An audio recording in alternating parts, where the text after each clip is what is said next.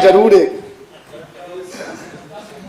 शर्मा जी। माननीय अधिष्ठाता महोदय, मैं आपका बहुत बहुत धन्यवाद करता हूं कि मुझे आपने अवसर दिया।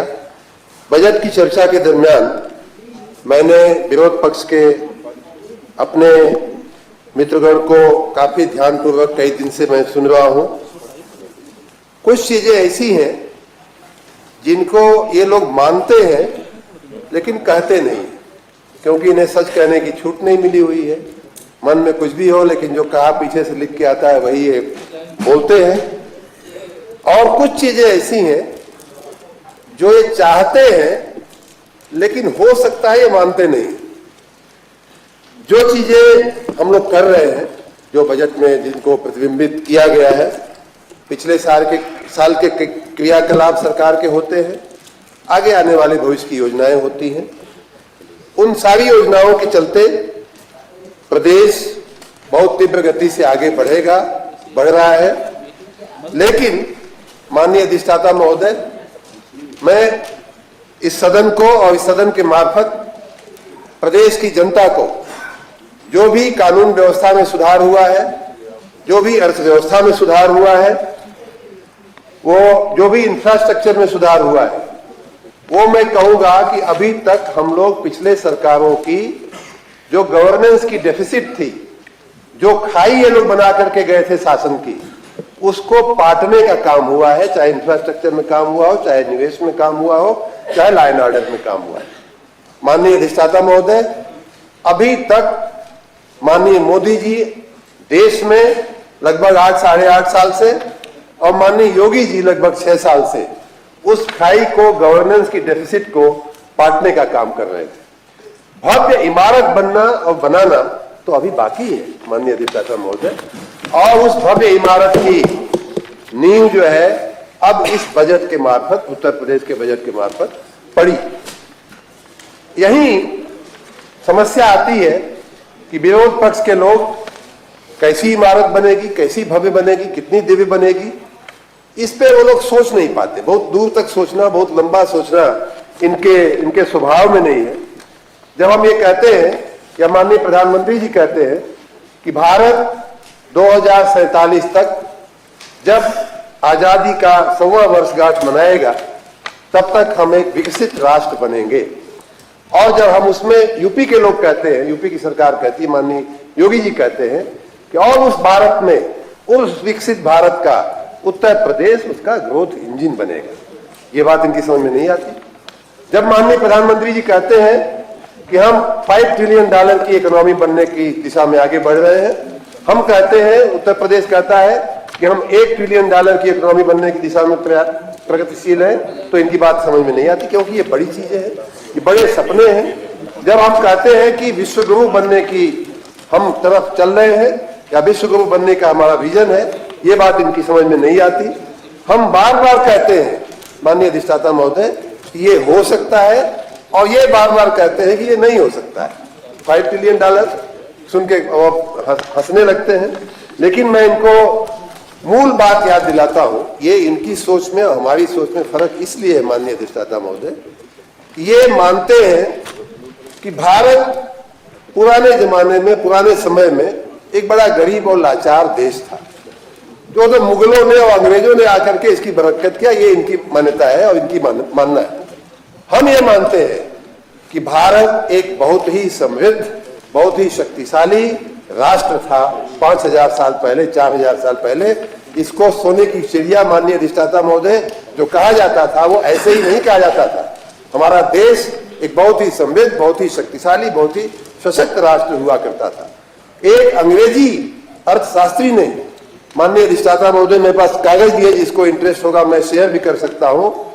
अंगस मेडिसन नाम का एक ब्रिटिश अर्थशास्त्री था, जिसने पहली बार ये खोज करके, ये बातें कहीं लिखी हुई नहीं है, हम कहते हैं 5000 साल पहले हमारे देश की जो अर्थव्यवस्था थी, जीडीपी थी, वो पूरी दुनिया की अर्थव्यवस्था की, पूरी दुनिया की जीडीपी की लगभग 25-30% हुआ करती थी। ये बात अब चूंकि हमारे पास लिखा हुआ नहीं है 5000 साल पहले का, ये इसलिए लोग कोई मानता नहीं है। ब्रिटिश अर्थशास्त्री ने, अंगस मेडिसन ने रिसर्च करके लगभग 15-20 साल पहले उसने ये बात प्रस्थापित किया, डॉक्यूमेंट किया कि भारत की अर्थव्यवस्था 1000 ईस्वी में, और बल्कि उसके भी पहले उसने कहा है कि एक से शुरू किया है। आज हम 2023 पे है, एक से शुरू किया है। उसने कहा है कि 30% से ज्यादा भारत की अर्थव्यवस्था का योगदान था विश्व की अर्थव्यवस्था में।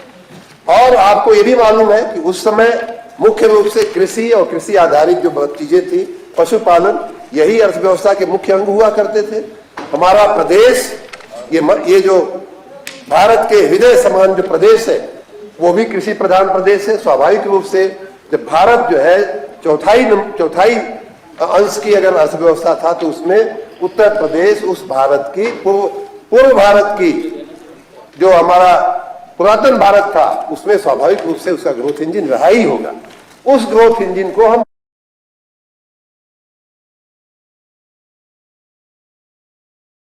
पर भगवान कृष्ण पैदा नहीं हुए थे, जिनको क्या कहा गया, वंदे कृष्णम जगत गुरु। हम जगत गुरु रह चुके हैं। हमें कोई नया आविष्कार करके नहीं हम कह रहे हैं कि हमको बनना है। हम ये कह रहे हैं कि जो बीच के 600 साल के शासन काल में मुगलों ने जो दुर्व्यवस्था की, मुगलों ने जो कुशासन किया, अंग्रेजों ने जो लूटा हमें, और उसके चलते हमारा जो अवमूल्यन हुआ है हमारी अर्थव्यवस्था में, हमारे मूल्यों में, हमारे उद्योगों में। गांधी जी क्यों चरखा काट के और स्वदेशी का प्रचार करते थे? क्योंकि उन्होंने प्रत्यक्ष देखा कि अंग्रेजों के चलते हमारा उद्योग बर्बाद हुआ है, हमारे कुटीर उद्योगों को ताला लग गया है। तो हम कहां से कहां आए हैं, खाली इसको आप हमें और आपको याद करना है। अपने आप वो जो भव्य और दिव्य इमारत जिसको माननीय मोदी जी बनाना चाह रहे हैं, हम उस इमारत तक पहुंच जाएंगे। और आपने देख भी लिया कि इसी देश में जहां सेना का एक एक सामान विदेशों से आयातित होता था, विदेशों से आता था, बूट और वर्दी तक हमारे सैनिकों की विदेशों से आती थी। हमारे कोरोना के समय में देखा गया कि शुरुआत में कोरोना के टाइम में एक छोटा मास्क लगाने का, एक चश्मा लगाने का, पीपी किट भी जो है हम विदेशों से आयातित करते थे। लेकिन 3 महीने के अंदर माननीय मोदी जी के प्रयासों से, माननीय मोदी जी के नेतृत्व में पूरा देश इन कोरोना की पूरी सामग्री के साथ आत्मनिर्भर हो गया। इतना ही नहीं, वैक्सीन से लेकर पीपी किट हो, चाहे वेंटिलेटर हो, हम 4 महीने के अंदर, 6 महीने के अंदर तो हम यहां से एक्सपोर्ट करने की पोजीशन में आ गए। हम तेजस हो या ब्रह्मोस हो, कैसे हम बनाने लगे। ये परिवर्तन हमारे देश ने होते हुए देखा है। जो पाकिस्तान हमें हमेशा आंखें दिखाता था, वो पाकिस्तान आज घुटने टेकने पर हमारे सामने मजबूर हो गया है। ये परिवर्तन माननीय मोदी जी ने करके दिखाया है। जो कश्मीर के बारे में कोई बात नहीं करता था अपने देश में, उस कश्मीर का पूर्ण रूपेण भारत की संप्रभुता के साथ उसका जो एक वो किया गया, एक विधान किया गया, एक संविधान किया गया, वो भी पूरे देश ने देखा है। जिस राम मंदिर की बात कोई सोचता नहीं था बनने की, वो राम मंदिर अब बन करके तैयार होने की दिशा में आगे बढ़ रहा है। जो असंभव था वो संभव हुआ है। आपको असंभव लगता था, लेकिन हमें उस समय भी वो असंभव नहीं लगता था और उसे संभव करके दिखाया।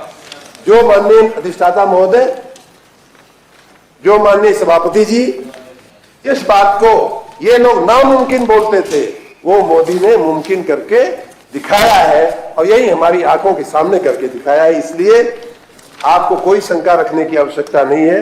हाँ, ये बात जरूर है कि इनमें से बहुत सारे काम है जो आप भी कर सकते थे। आप भी हमारे देवस्थानों का सुधार कर सकते थे। हमारी संस्कृति का भाग है, हमारे पर्यटन के केंद्र है। आप हमारे देवस्थानों को चाहते तो सुंदर सुरुचिपूर्ण बना सकते थे, लेकिन आपने नहीं बनाया। हजारों लाखों लोगों को वहां रोजगारी मिलती, और उस दिशा में हम आगे बढ़ रहे।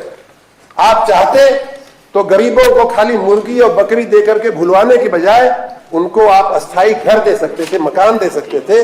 और इसी राज्य में जहां आपके शासनकाल में खाली 17,000 18,000 मकान बनाने की बात चली थी, वहां 17 लाख मकान बना करके और हम लोगों ने जनता के चरणों में अर्पण कर दिया है। मंत्री जी, बस एक नेता सदन को बोल और इसलिए मैं कहता हूं कि इस बजट के मार्फत जो हमारा काम होने वाला है बहुत ही भव्य और बहुत ही दिव्य होने वाला है। नगर इसके हमारे वैश्विक नगर बनेंगे, और उत्तर प्रदेश हमारे नौजवानों को अच्छा रोजगार देने में, हमारी जनता को अच्छा जीवन देने में, और हमारे पूरे प्रदेश को अमृतमय प्रगति के पंथ पर ले जाने में सफल होगा। अंत में माननीय सभापति जी, एक आपकी अनुमति से हम एक राम राज्य की परिकल्पना लेकर के आगे बढ़ रहे हैं।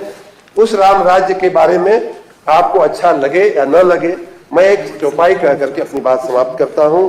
राम राज कर सुख संपदा, राम राज की सुख और संपदा ऐसी थी, राम राज कर सुख संपदा बरन न सकई फनी शारदा। उस सुख और संपदा को शारदा मतलब सरस्वती भी उसका वर्णन नहीं कर सकती थी, शेषनाग भी अपने सहस्त्र मुंहों से अब उसका वर्णन नहीं करते थे। ऐसे राम राज्य की स्थापना की तरफ हम आगे बढ़ रहे हैं। आपका बहुत बहुत धन्यवाद। माननीय नेता सदन, अब इसको